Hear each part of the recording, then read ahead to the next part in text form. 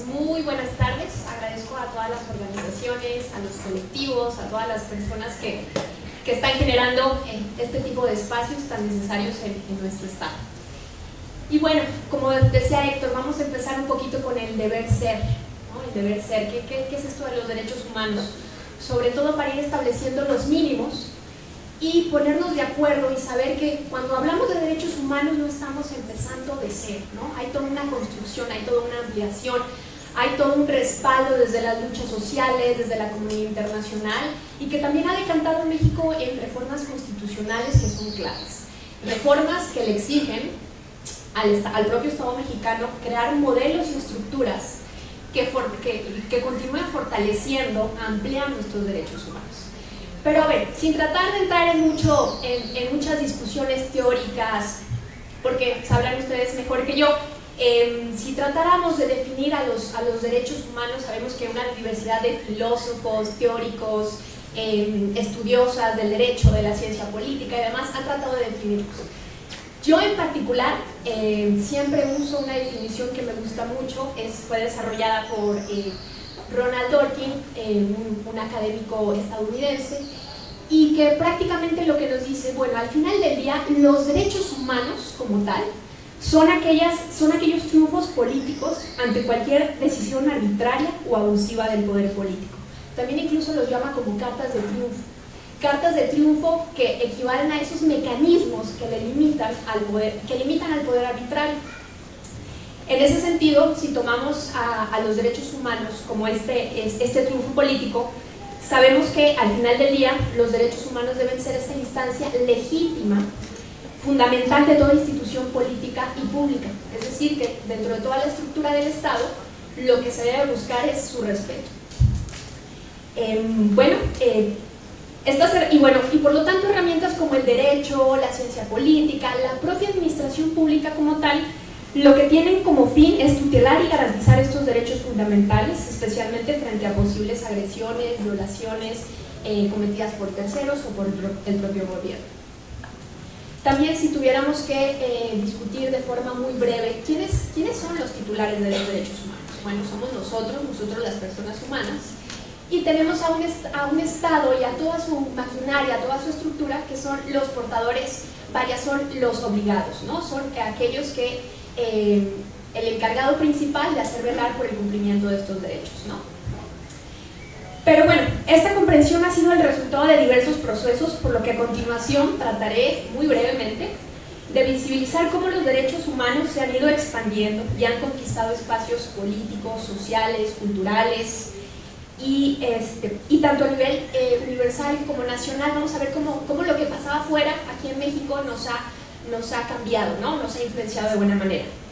Y frente a lo cual un poco quisiera llevar a la reflexión que al final de cuentas lo que queremos en esa construcción de lo que entendemos por derechos humanos es poner sobre la mesa la necesidad del desarrollo, lo que les decía hace ratito, el desarrollo de estructuras y modelos que sigan respetando, fortaleciendo y permitiendo la ampliación de los derechos humanos. Y si esto no sucede así, que también cuente con aquellos mecanismos para castigarlo, ¿no? O sea, es decir, también el deber de actuar con la debida diligencia, evitar la negligencia total. Bueno, muy brevemente voy a hacer un recorrido por tres momentos o tres puntos, ¿no? Tendría que empezar, muy brevemente por la comprensión actual de qué entendemos por derechos individuales, qué entendemos por derechos colectivos, cuándo nos atañen unos, cuándo nos atañen otros, ¿no? Voy a entrar en debate muy brevemente. Posteriormente, la contribución importantísima de las luchas sociales para el avance, el reconocimiento de estos derechos, ¿no? Y por ejemplo, discutir cómo en esas luchas estamos en estos espacios. Y finalmente, lo que también me parece importante, la ampliación de derechos humanos, sí, a nivel internacional, en ese contexto, pero también cómo esto se refleja aquí en México. Bueno, la coexistencia entre derechos individuales y colectivos nace desde los principios de la convivencia humana, es decir, que reconocemos que el ser humano no solamente convive de forma individual, sino que coexistimos en un colectivo, en una sociedad. Los derechos, sin embargo, a lo largo de la historia, y si hacemos un recorrido mental brevemente, sabemos que las primeras pugnas siempre eran por el reconocimiento de estos derechos individuales, de estos derechos civiles y políticos. El derecho a que se me reconozca, el derecho a que yo pueda votar, el derecho a que yo tenga una nacionalidad. Y bueno, si bien entonces siempre se había privilegiado el derecho individual sobre los derechos colectivos. Los derechos individuales son los también denominados derechos de libertad, mediante los cuales se reconoce a la persona diferentes libertades y el respeto a la vida. Estos fueron los derechos, la base de las revoluciones liberales, que proponen que el poder político, es decir, el Estado, no intervenga en la libertad individual de las personas y aseguran que su titular como tal es la persona individual. ¿Pero qué son los derechos colectivos? ¿A qué nos atañen? Bueno, también esto se les entiende como los famosos derechos difusos, ¿no? Son de reciente incorporación en las constituciones. Ojo, esto no significa que no hayan existido antes, sino que constitucionalmente se da su reconocimiento, sobre todo en Latinoamérica, en África, y ahora lo vamos a ver. Se reconoce que las colectividades tienen derechos inherentes a su naturaleza. Por ejemplo, se refiere a los derechos de los pueblos indígenas, tenemos que hablar, destacándose el derecho a la libre determinación de estos, reconociendo sus propios procedimientos e instituciones. La vulneración de los derechos colectivos contraviene la libre determinación. El debate sobre derechos colectivos de reciente data se da en un contexto global en el que pueblos y naciones cuestionan e interpelan la predominancia del derecho individual. Muchos países, especialmente como yo lo había mencionado, introducen propuestas concretas para que el reconocimiento de sus derechos humanos se dé como tal bajo una dimensión de colectividad. Hay numerosos derechos como el derecho a la vida, la libertad personal, la libertad de domicilio, de pensamiento, de expresión, que son perfectamente ejercitables por cada uno de nosotros de una forma individual. Sin embargo, junto a ellos existen otros muchos derechos, por ejemplo, de carácter social y político, como el derecho a la huelga, a formar parte de un sindicato, cuya puesta en práctica solo tiene sentido si se ejercita de forma colectiva. A pesar de esto, es mucho más polémico resulta la posibilidad del reconocimiento de una titularidad colectiva de los derechos humanos. Es decir, es muy fácil reconocer cuando una persona individual es sujeta, es titular como tal de derechos, pero para los estados comienza la confusión o el ruido de decir, ¿cómo voy a reconocer a una colectividad, a un grupo indígena, a un grupo de campesinos, como sujetos de derechos y lo que conlleva? Porque entonces como Estado me lleva a otro tipo de lectura. La cuestión de los derechos colectivos es sin duda una de las más complejas que planteo en la teoría de los derechos humanos. Sin embargo, por ahí ha habido esfuerzos a nivel internacional, en Naciones Unidas, lo vemos con el convenio 169 de la Organización Internacional del Trabajo, la Declaración de los Pueblos Indígenas, donde ya existen estas discusiones, ¿no? Y se sientan los estados y les dice, hey, comunidad internacional, vamos a ponernos de acuerdo, porque resulta que vivimos en países pluriculturales, que tienen una riqueza demográfica, cultural, y donde también nos piden otras lecturas de los derechos humanos. Y bueno, estos derechos tratan de reivindicar a los pueblos indígenas, por ejemplo, y pretenden conseguir además el respeto a los derechos de las personas que las integran, el reconocimiento y la protección del derecho a su existencia y del derecho a su propia identidad. Estos derechos colectivos hoy forman parte de una nueva política de la diferencia y de la pluralidad, es decir, no todos somos iguales, sin embargo sí pertenecemos a una misma nación, a un mismo Estado. En el caso concreto, bueno, bajando a lo que nos corresponde, si volteamos la mirada hacia México, en México existe un reconocimiento constitucional sobre los derechos colectivos de los pueblos indígenas. Y bueno, sin duda ha sido un proceso que enfrenta varias visiones del México contemporáneo. Por una parte, se reconoce que somos un país mestizo, pero también por el otro lado que somos una sociedad pluricultural, distinta, diversa. Y bueno, esto revela la constatación histórica de la heterogeneidad cultural y se refleja en la reforma constitucional en materia indígena del 2001, en la cual se reconoce como derecho fundamental el derecho a la libre determinación de los pueblos y las comunidades indígenas. Con esto se refuerzan las bases del Estado pluricultural. Los pilares que lo sostienen están reconocidos con derechos autónomos, el derecho al autogobierno, por ejemplo, y el derecho al territorio. Pero al final del día, lo que debe ser todo Estado y todo el aparato conceptual de los derechos humanos descansa sobre un imperativo moral, Imperativo moral me refiero a decir a eso que como sociedad, como humanidad nos llama a reconocer que hay algo que no es bueno, que hay algo que se tiene que hacer, que se tiene que reconocer. Y esto es el valor intrínseco de la propia vida, la libertad y la dignidad del ser humano.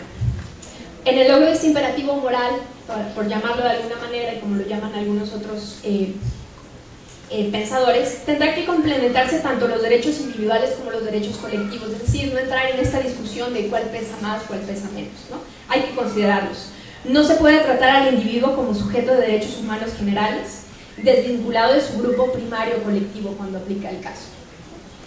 Pero bueno, eso forma parte de los derechos colectivos e individuales.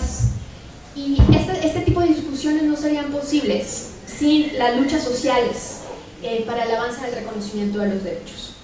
Los derechos humanos no tienen una única dimensión teórica, normativa, formal, académica, sino que también tiene una dimensión que se construye a partir de las relaciones humanas, de las luchas sociales e incluso desde la resistencia. Los derechos humanos tienen también que ver con procesos de lucha para abrir y consolidar espacios de libertad y de dignidad humanas. Y desde esta óptica, los derechos humanos pueden ser concebidos como el conjunto de prácticas, actuaciones jurídicas, no jurídicas, simbólicas, culturales, realizadas por nosotros los seres humanos cuando reaccionamos simplemente contra los excesos de cualquier tipo y que conculcan nuestros derechos. Las luchas pueden manifestarse por medio de demandas y reivindicaciones populares en forma de movimientos sociales o individualmente en nuestra vida cotidiana o en este tipo de espacios. Y bueno, ustedes lo sabrán mejor que yo, y seguramente han participado. Históricamente han surgido demandas sociohistóricas de grupos de trabajadores, de pueblos indígenas, grupos campesinos, movimientos de mujeres, comunidades LGBTQ, medioambientales, de afrodescendientes, que han impulsado procesos estructurales de transformación y cambio de paradigmas para el reconocimiento y garantía de sus derechos. De ahí que se haga urgente y necesario leer a los derechos humanos en clave de historia, para desde ahí tomar en cuenta sus luchas, los contextos y las condiciones particulares de cada grupo que las impulsó, ¿no? De la colectividad. Por ejemplo, recordemos, la Revolución Francesa no es más que el resultado de la rebelión contra el absolutismo del monarca, ¿no? De ahí surgen los derechos a la vida, el reconocimiento. Surge el reconocimiento de los derechos a la vida, a la libertad, a la igualdad, libertad de opinión, ¿no? Y si volvemos hacia la mirada hacia los derechos sociales, vamos a ver que se plantearon por primera vez en el mundo, aquí en México, en nuestra Constitución mexicana de 1917. No sin antes haber transitado por una revolución, sí, por la Revolución Mexicana de 1910. Y es desde entonces que se habla de derechos como la salud, la vivienda, la educación y el trabajo. México fue un parteaguas. Posteriormente, a nivel internacional, se dio la difusión global de los derechos humanos como parte de un progreso, como fruto de la reflexión de una generación cansada de las guerras, obviamente de la Primera y Segunda Guerra Mundial, y de la represión. Es entonces que la revolución de los derechos humanos como producto de la lucha social, especialmente, y a la luz de la preocupación de la comunidad internacional como tal, adquiere una relevancia importante en 1945 y se crea la Organización de las Naciones Unidas y posteriormente la Declaración Universal de Derechos Humanos y otros instrumentos internacionales. En ese momento muchos países se adhirieron y lo veían como algo utópico, ¿no? Y hoy, sin embargo, hay la discusión y siguieron aplicando políticas contradictorias con esos principios reconocidos en esos instrumentos riquísimos, ¿no? Y hoy estamos en el punto que actualmente se discute la posibilidad de que los derechos humanos puedan acercarse a los objetivos que modificaron la existencia de estos tratados internacionales. La protección al centro, la protección frente a la opresión y el trato degradante e inhumano. Y bueno, a esta es la famosa que se le llama a nivel internacional como la revolución jurídica de los derechos humanos. Tiene también a la par la revolución del activismo, es decir, la demanda social que está a favor de que los estados, está a favor de exigir a los estados y de señalar a aquellos estados que estén incumpliendo a cualquier disposición de esos tratados internacionales. Por lo tanto, las contribuciones de las demandas sociales son esenciales, ya que a la fecha han roto el monopolio del Estado en la conducción de los asuntos internacionales, dando voz a la sociedad civil global, ¿no? Nos hacemos una misma voz, hacemos parte de un mismo eco. Queda en evidencia que los derechos humanos son resultado de luchas permanentes, especialmente en contextos actuales de alto riesgo, y sé que vamos a tener una discusión riquísima al respecto, pero bueno, estamos en contextos actuales de graves violaciones de derechos humanos que permiten que se realicen desapariciones forzadas, tortura, feminicidios, que se invisibiliza a personas en situación de vulnerabilidad, migrantes, refugiados, personas de diversa orientación, de la diversidad sexual, discriminación por nacionalidad, por tu orientación, por tu sexo, por tu género, y ausencia incluso de la voluntad política para fortalecer o activar mecanismos de garantía, y es por eso también que hoy estamos aquí. Y bueno, eso ha sido parte de las luchas. ¿Cómo esto se ha traducido en el mundo y cómo ha decantado en México? En los 90s, más o menos, si hacemos un recuento breve, histórico, vamos a ver que en el marco de los estados democráticos se aprecia a nivel internacional una expansión de derechos humanos en el mundo, ¿no? Y esto, bueno, lo podemos notar con algunos eventos muy puntuales, ¿no? La creación de estos tribunales internacionales, el tribunal para Ruanda, el de Yugoslavia, incluso la entrada en vigor de tratados internacionales muy específicos como el Estatuto de Roma, que da vida posteriormente a la Corte Penal Internacional.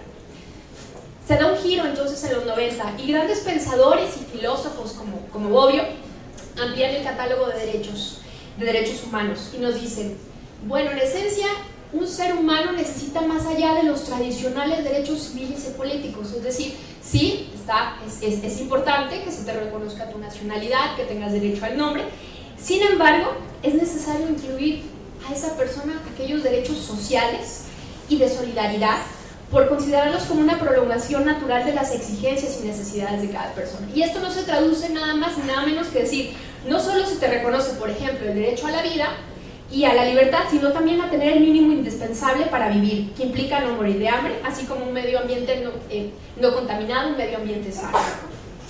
También en los 90 se empieza a discutir y dice, bueno, el terreno fértil para que esta ampliación de derechos se conserve, necesitamos estados democráticos que en esencia toman las decisiones colectivas recaen sobre el pueblo. A la par, surge el reconocimiento del famosísimo Estado constitucional, que eso ya nos aplica. Y bueno, ¿qué es el Estado constitucional? No es nada más ni nada menos que establece dentro de la estructura del Estado y dice, bueno, lo que prima es la Constitución. Lo que se permite o no hacer está establecido en la Constitución.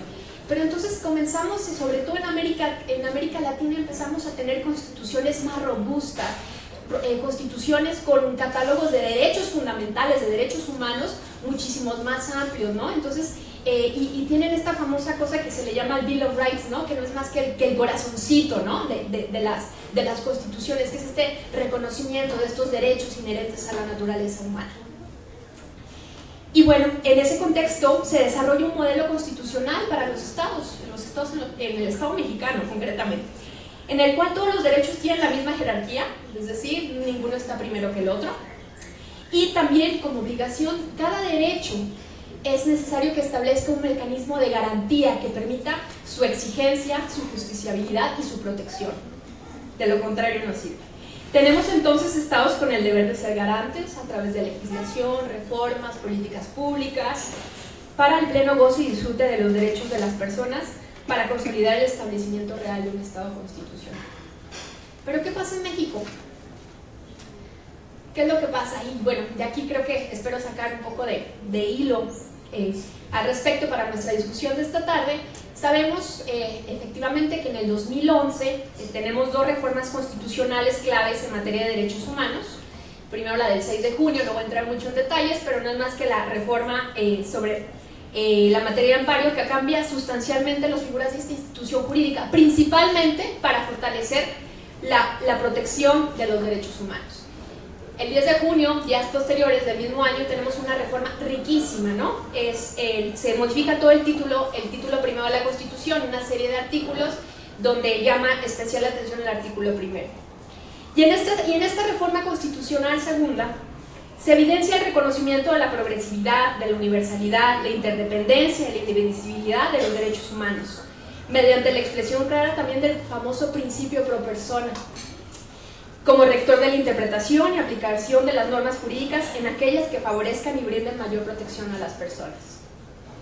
Así, la ampliación de los derechos, que significa la concreción de algunas cláusulas constitucionales, como aquella relativa a los migrantes, a la suspensión de garantías, a la no discriminación en base a preferencias sexuales, aunada a la obligación expresa de observar los tratados internacionales, todos estos tratados que hace ratito hablé.